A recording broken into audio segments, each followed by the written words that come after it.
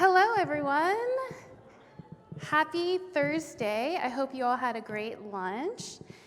So my name is Wendy. I'm founder of Building Education, and I am the moderator of our panel today. The topic that we are talking about is what do investors look for in education entrepreneurs? So I am not an expert on this topic, but I have an amazing panel of people that are experts, and I'm going to do my best to get as much information out of them as possible so that we can share our knowledge. So for this specific topic, what we're going to be talking about to begin with are the different attributes, qualities, and traits that investors look for. And then, because regardless of whether you're in profit or for-profit or nonprofit, which a lot of us are involved in nonprofit, I myself, I'm also going to talk about funding. What do investors look for in terms of funding, how to obtain funding, and how to maintain funding. So I would love to introduce my panelists. First, we have Dr. Randolph Walters. You can go ahead and have a seat. We have Dr. Shelta J. Richardson, Dr. Valerie Bennett, and Josh Evans, who's going to be a doctor in about 3 months.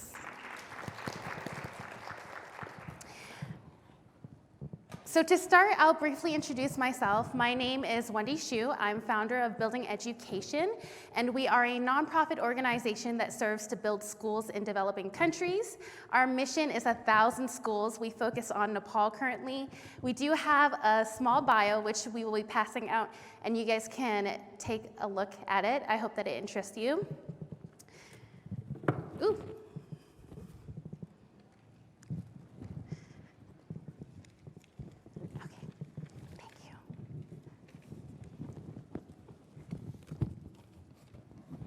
Okay, so back to our topic, guys. What do investors look for in education entrepreneurs? We're going to start with introductions. Josh Evans, if you want to go ahead and introduce yourself. Sure. My name is Josh Evans. I am the Chief Executive Officer of the Learning Source. The Learning Source is in Denver, Colorado. It has been around since 1964, and we offer adult education solutions. That includes contextualized workforce certifications, ESL, college transitions, as well as educational technology solutions in equity and persistence. Thanks for having me. Thank you so much, Josh. Dr. Valerie Bennett. Hello, good afternoon, everyone. I'm Dr. Valerie Bennett, CEO and founder of STEM Compass, where our mission is to navigate, motivate, and educate underrepresented groups in STEM careers and entrepreneurship and leadership. And we were established in 2014, and we basically work with students K through 12. We see nearly 1,000, or work with nearly 1,000 students each year, and we've been able to increase their level and interest in STEM by nearly 60% consistently, and I'm happy to be here. Thank you. Dr. Shelta? Good afternoon. My name is Dr. Richardson, as she just indicated, and I serve as the CEO for the Academy of Early Learning, which is a nonprofit early child care center that is committed to offering what I call the Harvard of preschool to families that could never afford it. I also serve as one of the owners of a consulting firm, Early Learning Consultation Services. We do 3 things. Someone will say, hey, we want to build a school, so I'll help them with their business plan, demographic, and then we get them from groundbreaking to grand opening. Then we get the call for, hey, our teachers need professional development, and if anyone in here is in the field of early education, you know professional development is severely lacking in this particular area. So my business partner and I have gone on mission to create meaningful professional development for them. And then last but not least, we do crisis management, and I assure you that's a huge need in this field. So it's a pleasure to be here, and thank you for having me. Thank you, Dr. Shelta. And last but not least, Dr. Randolph. I'm Randolph Walters. I am a clinical psychologist. I serve as Associate Professor of Counseling Psychology at Eastern University in Pennsylvania. I'm also the Special Assistant for Diversity, Equity, and Belonging for the university. and founder of and CEO of Randolph Walters and Associates, which is a private counseling practice in Philadelphia. Thank you, Dr. Randolph. So for our first question of the day, this is actually going to go to Dr. Valerie Bennett first. And the question is, looking back to where you started, what advice would you give to yourself on day one, Valerie? And what attributes do you think investors saw in you? Wow. Day one, right? Very scary point for all of us. So STEM Compass is a nonprofit organization, and I think the advice that I would give myself looking back is to really know the business of your business. I was very excited, very passionate about what we were wanting to do in Atlanta, and it was just, okay, let's just go, let's just do it. But I didn't really understand the business model. So I would say make sure you understand the business model, make sure that you are establishing your board with people other than your family, because sometimes we're just like, we gotta get it started, so let me have cousin, sister, brother, whomever, but making sure you have those key people in place to make sure you have a strong foundation for your organization. I think also on day one, to make sure you have a mentor. I didn't really have a mentor who can really help me to kind of navigate the waters. I'll probably say that word a lot today. But, you know, you're kind of not sure. You just have a vision. You're just like, I'm really excited about this. But really there are some fundamental things that, you know, you really need to understand about the landscape of your particular business, who you want to really seek out to help you with that. But again, a lot of times it's just, you know, I just want to help everybody. That is not a good mission. I want to help everyone. You will not get funded that way. So make sure you are very clear.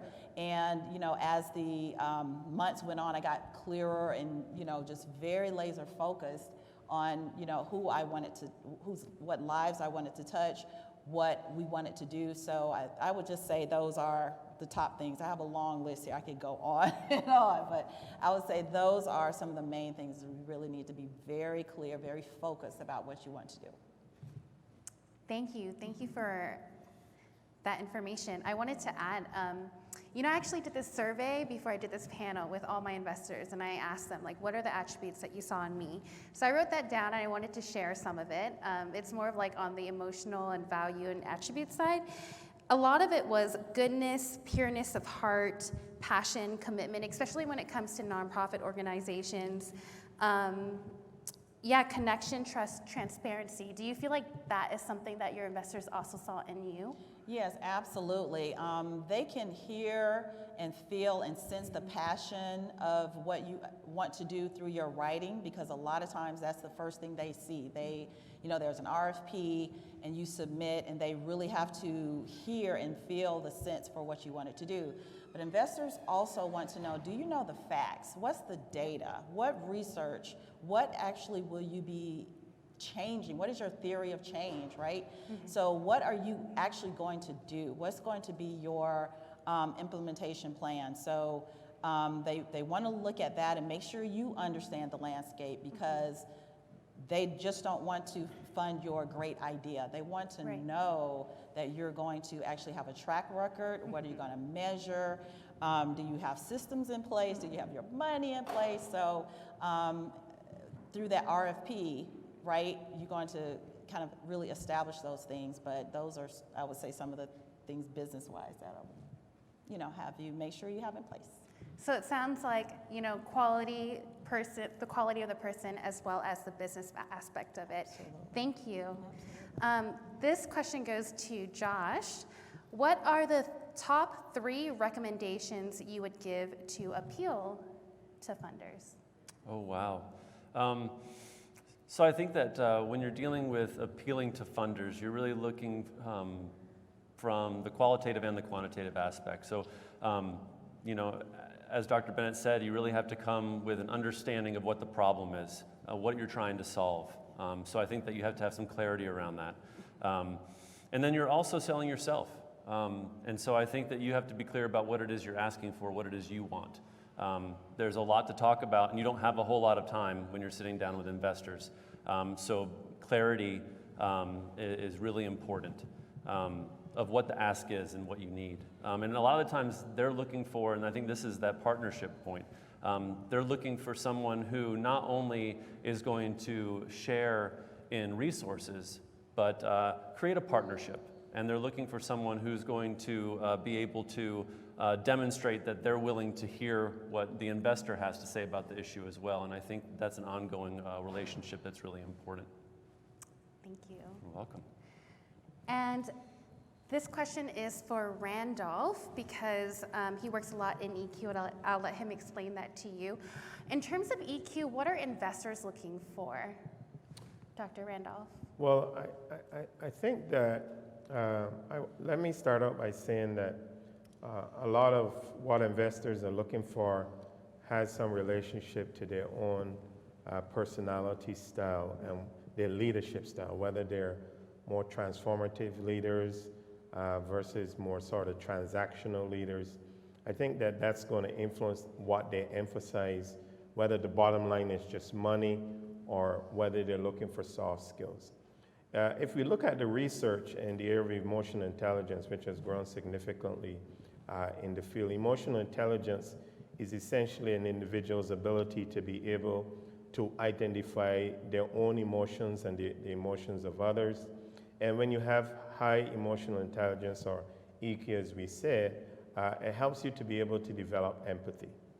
And so when we're thinking about investing, when we're thinking about developing companies and startups, we want leaders not only that have good plans and vision, but they be able to execute, because high emotional intelligence helps to develop things like self-awareness, the ability to self-regulate one's emotion. It helps in the ability to manage problems, to be very socially aware. So problem management is critical for leadership. And so I think that a lot of investors, and again, depending on where they're coming from, are going to be looking for those soft skills. And EQ is big. A study by Talent Smart. Talent Smart is the largest provider of tests and training in the area of emotional intelligence. About 75% of their clientele come from Fortune 500 companies.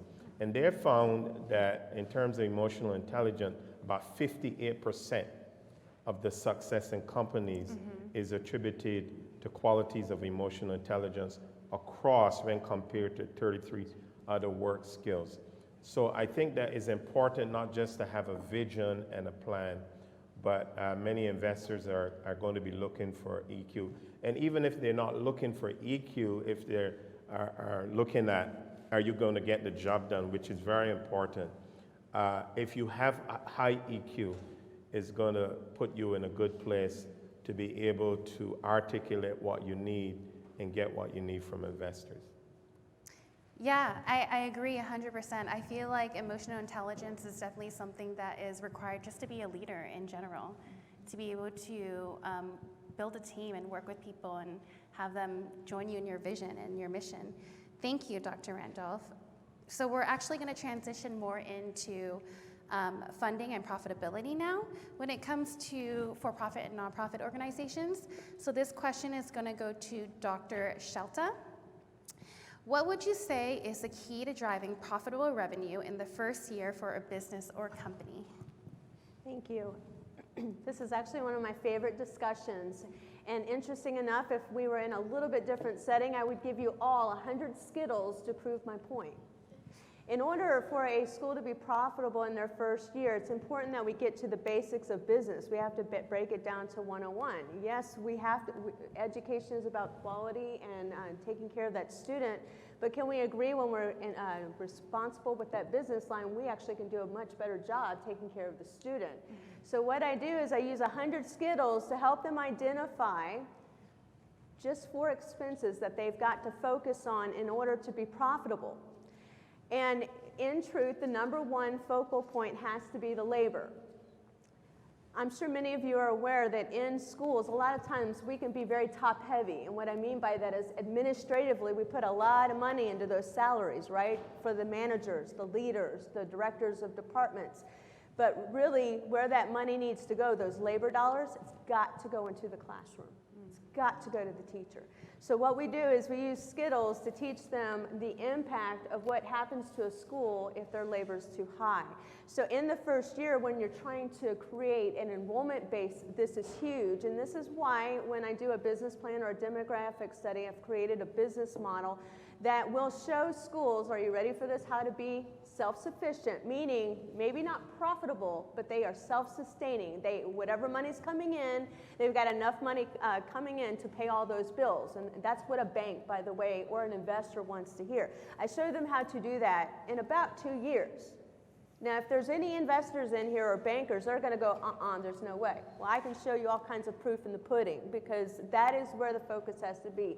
That's your number one expenditure in this business. So when we're launching a school, we've got to be so super careful about that. And by the way, while there's a lot of other expenses on the P&L, there's only 3 of them I really focus on. That's food, supplies, and repairs and maintenance. All the other stuff is kind of fixed. There's nothing that can be done. So when we talk about driving a profitable revenue line for a startup school, labor number one, and you focus on that, you will begin to establish a solid fiscal line from the get-go. Yes, can I add a little bit to that? That is so true, because whether you're for-profit or nonprofit, when you are writing your grants, when you are appealing to corporations, foundations, the government, they want to see how that money is going to impact the kids. If that is not clear, they will not fund you. It's a certain percentage, you know, and we like to say maybe 30%, no more than that. That's kind of high in terms of what you're requesting should go to, you know, the labor, the administration, you know, CEO, CFO, you know, all of those people who are running your organization. And if that number is 50 or 60%, they're not going to give you that money, because they're like, well, you're just paying yourself, you're just paying administration, and that's not going to go into actually impacting the population you're trying to impact. So be very careful about that. Is, you know, you're like, oh, this $50,000, this, one meal grant or whatever. If that number is too much, they're just going to immediately throw it away. So really make sure you're clear about where those percentage breakdowns are going to happen. So, if I may I give an example to your point? Because that's really, I love that you brought that up. You talk about first year, at the very beginning, what would I have done different? Well, when I did my very first application for food program, and you guys, schools need food program funding to help offset those costs. Well, I had created what I call a conservative budget. It didn't show any profitability, and they kicked it back and said, "Man, we can't fund a school that's not going to make it." So your point is duly noted. You've got to have a responsible plan, and you've got to have, and in doing that, that's why I use a percentage-based budget, by the way, to help me guide that, because whether the enrollment's high or low, my revenue or expenses are going to naturally go up and down, and I can use percentages to hit a bullseye mark so that I am confident I'm going to hit that budget each year. Good point. Thank you, Dr. Shelta. This question actually kind of comes back to you since we're on this topic. So let's say that there was a company that was underperforming. What would you do specifically to turn around that company into profitability? Yes, and that is the number one phone call I get with the consulting firm. A lot of times the school is failing financially, and I'll come in and I do a full operations analysis, and bar none, the first thing I have to do next to teaching them the Skittles lesson is I have to teach them how to schedule their teachers and really take an honest look at that labor. I went into a few situations where the administrative staff was so financially burdensome, there was no possible way for the school to even pay food or supplies or repairs and maintenance. And I used my skills in point.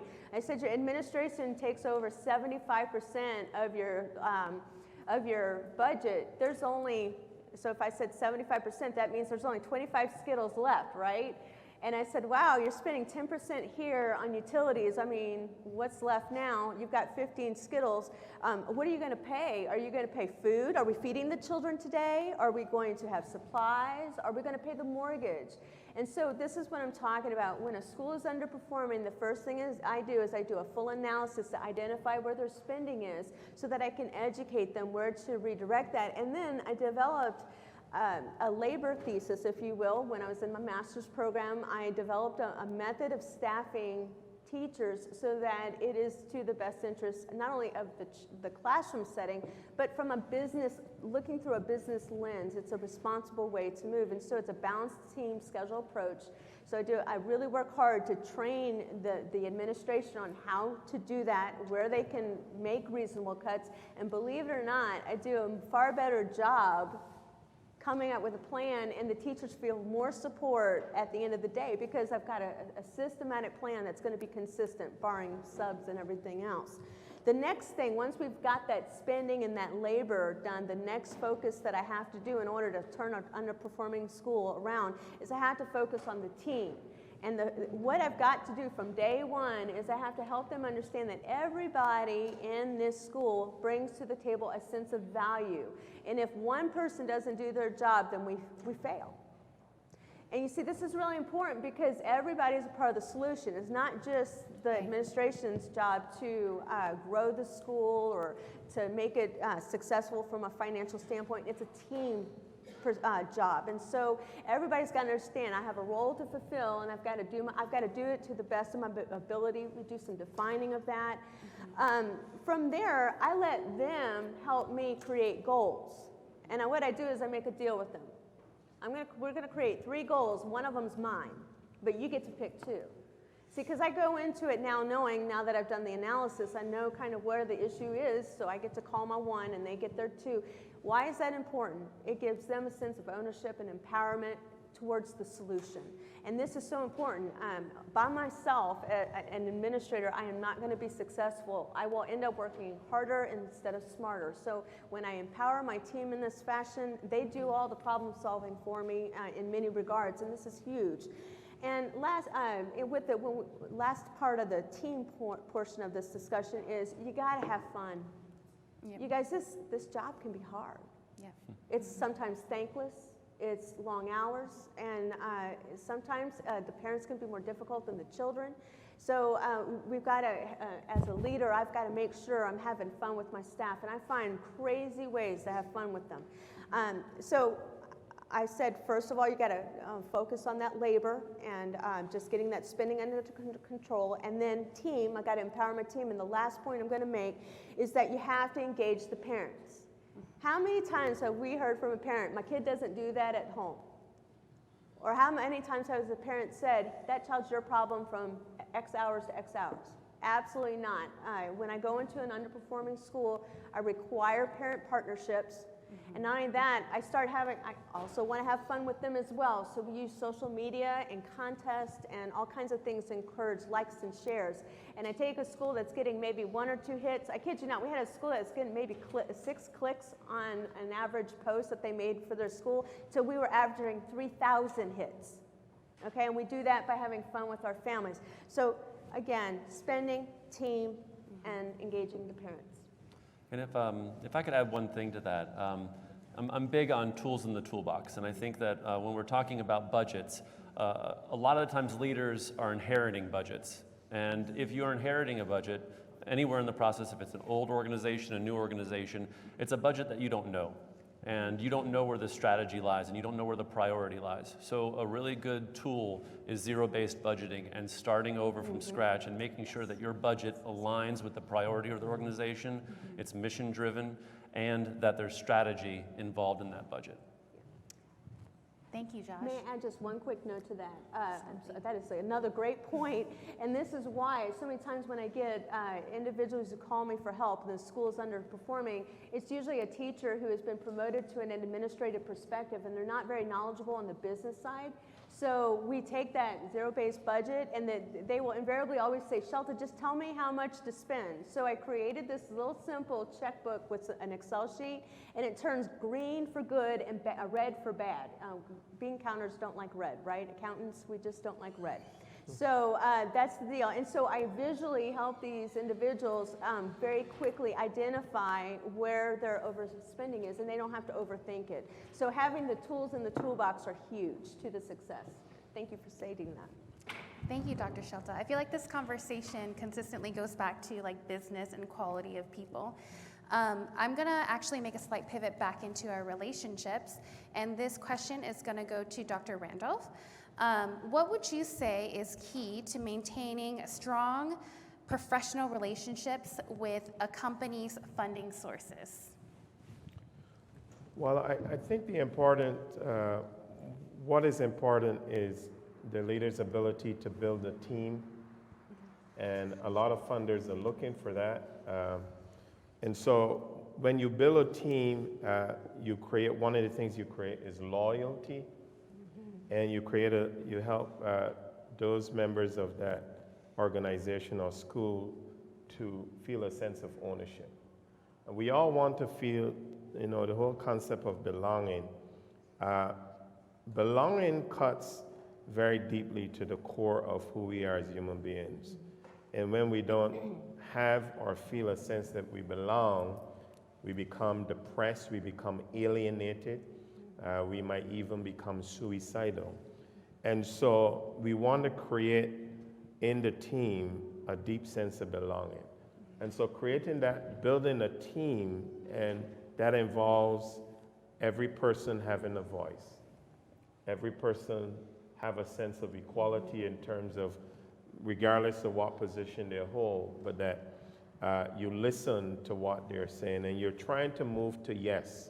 You're trying to move to what Stephen Covey would call a kind of win-win, right? Mm-hmm. And when you do that, I think it helps to foster trust, and it helps to foster loyalty. And, funding sources and investors are looking for that. The leaders are important. The leader is important. I believe that everything begins and ends with leaders. And when there's strong leaders, organizations with thrive. One of the things we're also looking for is what I call unconscious unawareness. You're looking to see that the leader especially is unconscious unawareness is that you're aware of, what you don't know, right? And so there's that sense of openness. You're not coming from a perspective that you know everything, but you're open to learn. And I think when you look to your investors and your funding sources, they want to hear that as well, that you're open even for input.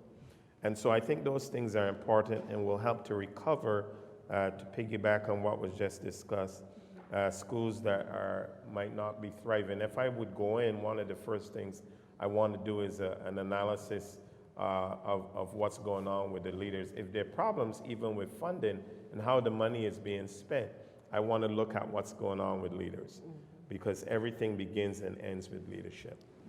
All right. So just kind of piggybacking off of that question, I just really wanted to kind of give you some practical things too to help in this understanding about partnerships. And I think, sometimes we make it very complicated, very hard, but partnerships can come in all different, facets, right? But what's important is that you are inviting your partners to things. We're having this event. We would love for you to come. Be a judge for us. Give the kids your feedback. They love being connected with the kids, because I found that some of the companies I partnered with, they've given me this great grant.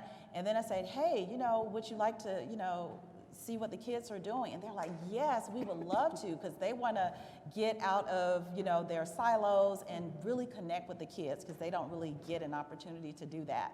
So they want to be the judges for your, contest. They want to be the volunteers, but they won't know about it unless you invite them. Tag them on everything in your digital spaces. They love that. They're like, oh my gosh, we saw the kids, we saw what's going on, and it's great press for them. So just those simple things, keeping them involved, inviting them, putting them on your mailing list. I mean, you would be surprised just by adding them to whatever, monthly or weekly communication you have going out. You would be surprised what impact. You may not hear from them, but it's happened to me in so many situations. They're like, oh, I've been getting your communications. I'm like, you have? I haven't heard from you. But they get it, and they're just excited to know what's going on. So just some, simple practical things to do just to get them engaged and them knowing what you're doing. You would be surprised. So, yeah. I really like that. It sounds like enrolling them into the mission and having them join in on the organization and its vision with you. Is that correct? Yes. Yeah, I actually find that a lot of our donors and sponsors and investors really like to be a part of the process, being more hands-on. Is there something that you would like to add to that as well, Josh, about fostering healthy relationships between funding sources and Sure. Well, I think one of the biggest things, and this is in the very early on, is being clear and explicit about expectations from both parties. Oftentimes, when you are rapidly iterating on the, whether it's nonprofit, for-profit side, you have to pivot, you have to move. And having the expectation with your partner, whoever that funder is, that knows what the problem is, knows what you're trying to solve, and you're communicating constantly about what is happening in the space, because no matter where you start, it's not going to be how you end. And if you don't communicate that as you're moving along and expectations aren't clear on both sides, you're going to have funders who are going to be unhappy with the product, unhappy with the service, unhappy with an outcome if they weren't taken along for that ride and given the opportunity to give input and feedback through that process. So I think that that's really important. Thank you, Josh. This question is going to go to Dr. Shelta. Dr. Shelta, can you explain a bit about third-party funding in your strategic planning and how other education entrepreneurs can also implement this? Certainly. As with any industry, there's going to be opportunities, especially for nonprofits and education, for us to find access to grants or programs that are meant to better the lives of children.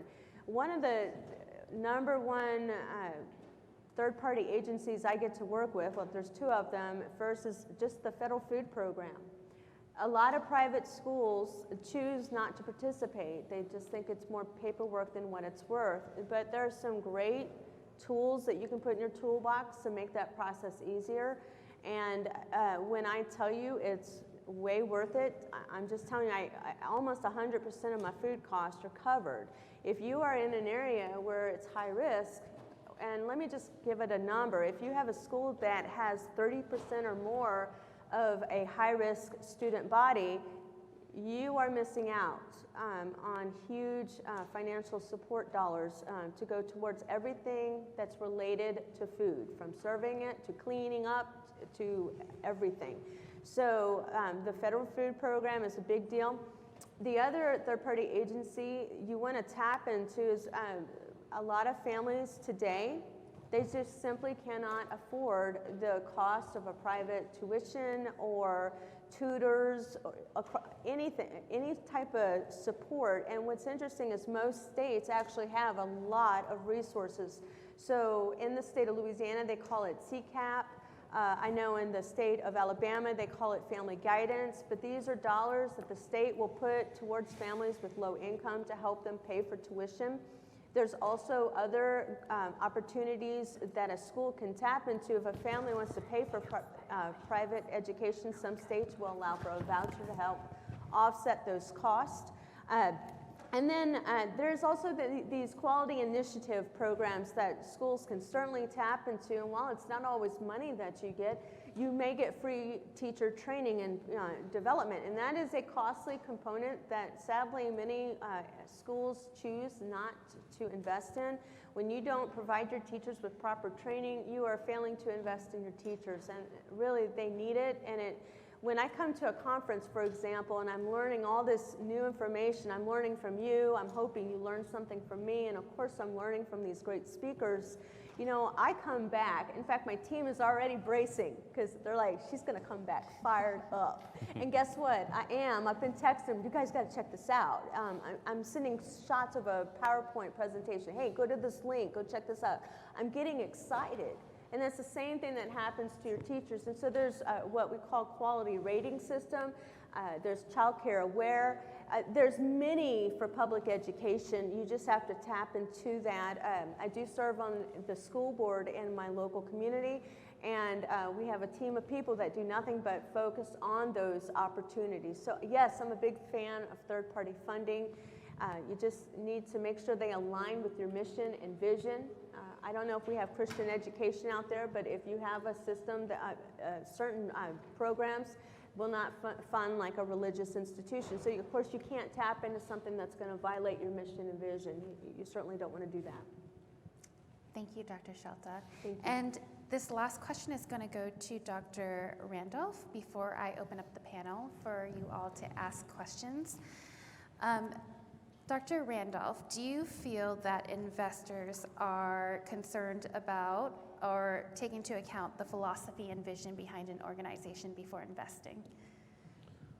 I think the investors are very, very interested in that. You know, people who have money want to know that their money is being spent to benefit, you know, whatever is important to them, because investors essentially invest on things that connect with their own value system, with their own philosophy, and they're looking for a bottom line. So I think what is very important is the individual's ability to be able to articulate a clear vision.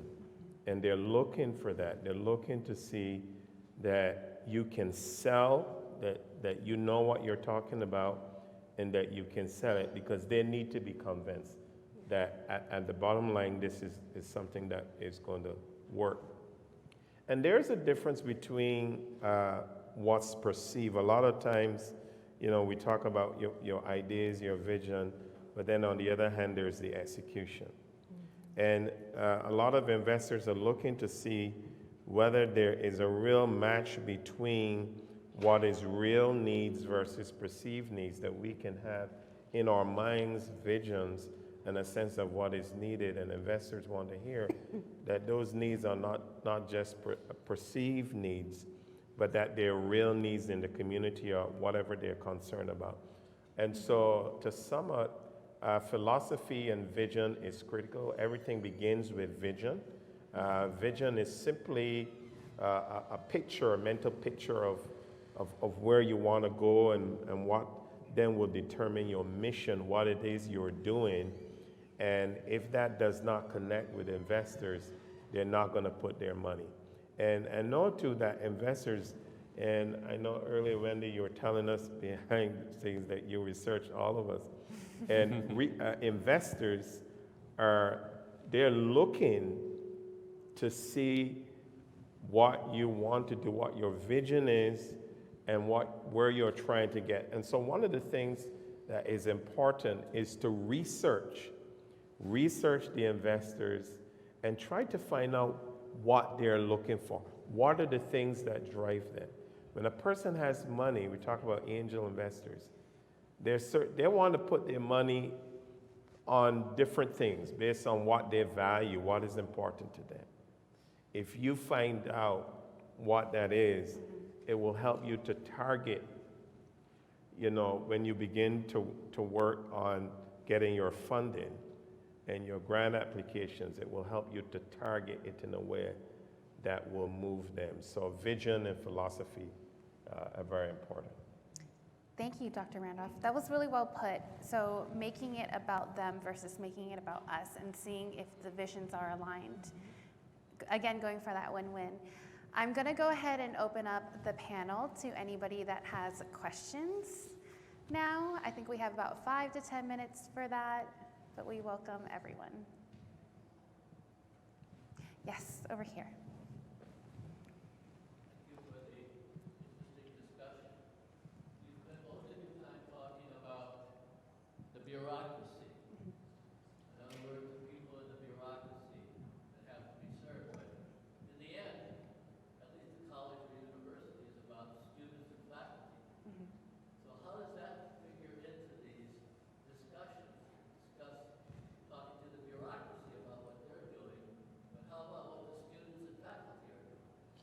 Well, let me say something about that. I also work in a university setting as well. So it's very important for that aspect that whatever you're doing aligns with the college's strategic plan. So whatever you're doing, right, it has to feed into that. And then what's most important, I was really going to emphasize this as well, what are your measurable outcomes? Is it increase in blah, blah, blah? Is it a number of graduates, a number of people who major in a certain thing, the number of hours that are spent in community service, and how are you measuring all of these things, right? So if you cannot measure it, then it's just, oh, well, we did a good job. The students liked it. How do you know, right? Did you do a pre and a post? Did you, check these numbers before the interaction or whatever you're doing? So the measurable outcomes are extremely important when it comes to students, when it comes to faculty. How many conferences did the faculty attend? How many papers, right? How many grants were submitted? All of those things are things that can be measured, and you have proof of it, right? So those are very important when you're talking about those types of things with the faculty, with the students, and funders can see where that money is going as well. So because they can see, well, I invested in student success, I invested in this building, I invested in more scholarships, so that way it all fits together. I want to respond to that as well. I think that's a good observation, and it certainly would appear that way because the title of this discussion was more focused on, what investors are looking for and what they're looking for, therefore, from entrepreneurs. But you raise an important question. It is important to, if we think about a college, a university, or a school, that it has to be targeted because they are your constituents. The students are your constituents. The school or institution, university does not exist without students. It's important to engage them. I think our schools have students association. If I can think about my own university, that one of the things that we do is we had very recently students made certain demands to the leadership of the university around issues of diversity, equity, and so on. And we provide opportunities for students to meet with leaders and to engage and provide a level of accountability, that is, reporting back to students what is being done, providing opportunities for dialogue and bringing students to the table. If you're going to write a major grant or seek major funding, students should always be at the table. It should not be just faculty or other members of an institution. Students need to be on those panels and those groups. And I think any institution, any educational institution that is serious about all of its constituents would involve students and hear what they have to say as well. So thank you for the question. Thank you, Dr. Randolph. Yes.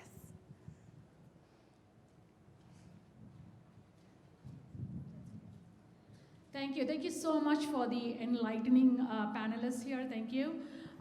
So my question is probably Dr. Shelta, is I run a nonprofit that does technology education for high school. We provide state-of-art data science incubator cybersecurity camps, and we connect professionals from the high-tech companies to the underrepresented kids. They teach, we have a curriculum, they teach the curriculum, there's a competition, and they present their project. Now, when applying for grants for such kind of nonprofits where it's more service-oriented, how do you put it in? Because everything is service, so the outreach costs, the curriculum costs, that's where the costs come in, and it's very challenging for me to put that in a grant where that's not directly going to the kids. Sure. But still, I need the money. So, what would you advise? Well, I think it gets back to, especially the grants that you're looking into, look into the heart and soul of what they're wanting. Start with the mission and vision of the organization offering that grant. And just as one person already said, speak to that. Try to funnel your words to reflect how you are going to meet that need. The other thing, if I may add, is I would encourage you to step outside of a grant mode and perhaps engage local business. If you've got businesses in the area that even fall within this, any STEM component, from aerospace to science, all of that, I would tap into those. You'd be amazed at how many local businesses will come in and provide similar, not just funding, but support, resources, and possibly even instructors for that program. Yes, we do with corporate partners, we do that Oh, where yeah. 50 volunteers come in and teach on the day of the hackathon. So we do that. I'm looking at there's so much of STEM grants available, I'm not able to tap into that. Yes, well, and I'd love to hear more about what you're doing, because I have some ideas on how you perhaps could tap into, but I just need to hear a little bit more about your organization. Thank you very much. Yes, I would just like to add to that, though, because it sounds like you were talking about looking for money to sort of for capacity building. Good. So I think that investors who are used to giving money are very aware that any institution needs capacity building as part of it. So that's one. If they experience enough, they understand that. As long as one of the speakers said earlier, I think it's you, Dr. Bennett, that it is not higher than 30%. But I want to challenge you to think again about the way in which that funding, however you use it, that you can measure or be able to articulate in your grant an outcome. Because even though it is capacity building, you can talk about if we're able to hire X amount of additional staff, then we can do this and be able to find a way to measure that. And surprisingly, you'll be surprised when you do some research, like good literature searches, that you might find instruments to measure all kinds of things, or you can create. I think all investors are looking for is your ability to be able to talk about how you will measure whatever the money they give you, what it is doing. And so even though it's capacity building, just be creative and talk about, if I get this, then I'll be able to do this, and show them that somehow you can track it and measure it. And one additional little thing there, not to get too much into the weeds, but a lot of the times with grants like that, you have addenda that you can add to that. And logic models are great ways to demonstrate in a one sheet of paper how a strategy and a resource turn into an outcome.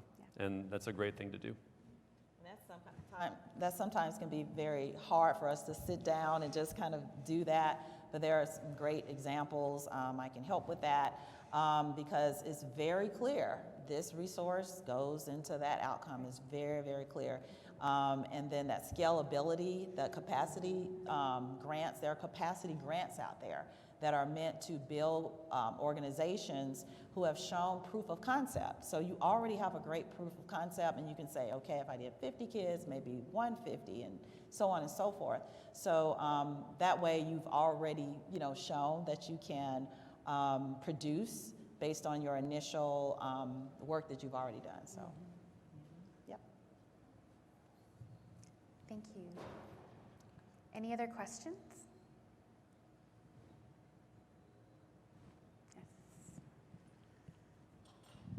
Hi, I'm curious how you think education investors are uniquely different than investors in other industries. In addition to impact, mission aligned,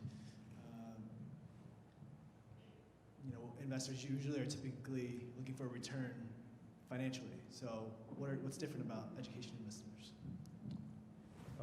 If I can take the first stab at that, I think that's a great question, because in education investing, they're not looking necessarily for a sort of profit on their investment in terms of dollars. I think the one thing I would say that's different is that there are visionaries. They're not just, giving money for a good. Of course there's a good, but there are people who are visionaries and who are, and by visionary I mean they're thinking about a future. They're thinking about how will their dollars change a community, change a society, So education, if someone is investing in education, they're very much concerned about they're futuristic, right? They're concerned about change. They are what I would call more transformational leaders. I would say that's one of the ways that investors who invest in education are. They tend to be more transformational. And if I may piggyback on that, it gets, again, back to the mission and vision of that organization. I have an investor who, his strict focus is Christian education. He wants to know how he can use education to drive new ministry. So he's going to be very interested in that, and yes, very much so education, but he's also, because of that dynamic, he's going to be picky about the type of curriculum.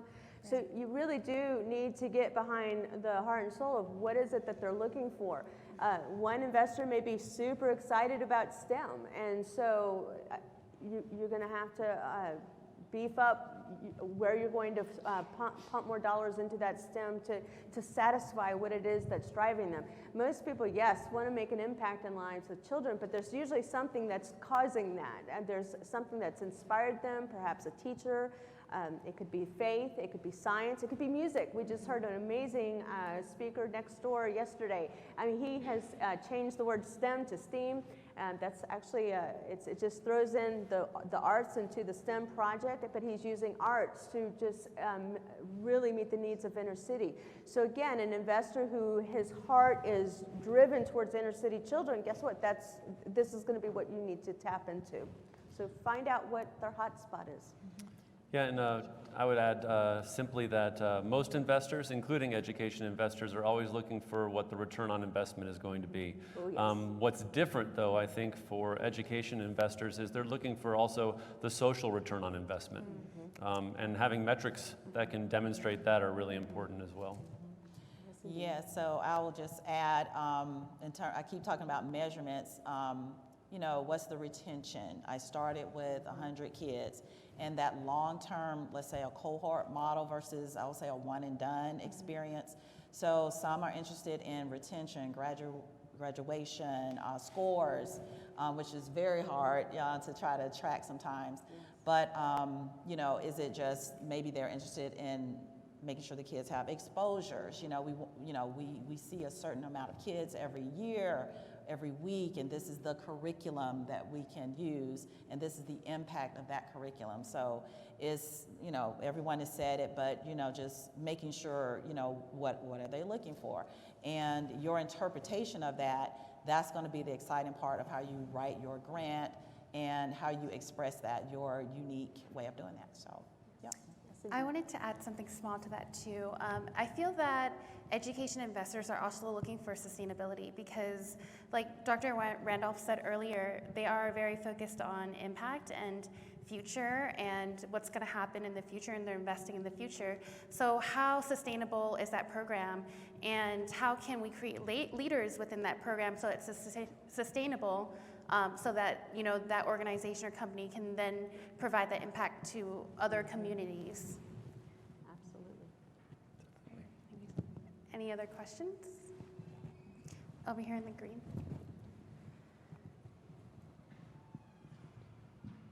Hi, okay, so my question is, what are the pros and cons of a sole investor asking for 49% ownership, but his intentions are more monetary and ROI rather than the value and mission of the company? I think that the easy, quick answer is if your values don't align, you wouldn't want to do that. We It can't hear doesn't you. matter. Oh, sorry. A blank check, I heard you, a blank check will never ever compensate for you violating your mission and vision. You will regret it. You will absolutely regret it. Yes, a blank check is an invitation for loss of mission. You're kind of, you know, it's great money up front. Oh, you're going to save my company. But in the end, it'll take, you know, it'll be a fast death, honestly. Absolutely. And, you know, if you're serious about your work and your organization, you have to be careful with mission drift, and you don't want to engage in prostitution. Don't sell your soul. I know. Very well said. Actually, we were discussing that during lunch. I don't know if my microphone's on. I think we were discussing that during lunch as well, that, you know, different people that come into the organization often have different agendas, and to be very clear what your values are and what your mission is, and to be able to say no to someone who isn't aligned with that mission or value that you share or that you have. All money is not good money. Yeah. Mm-hmm.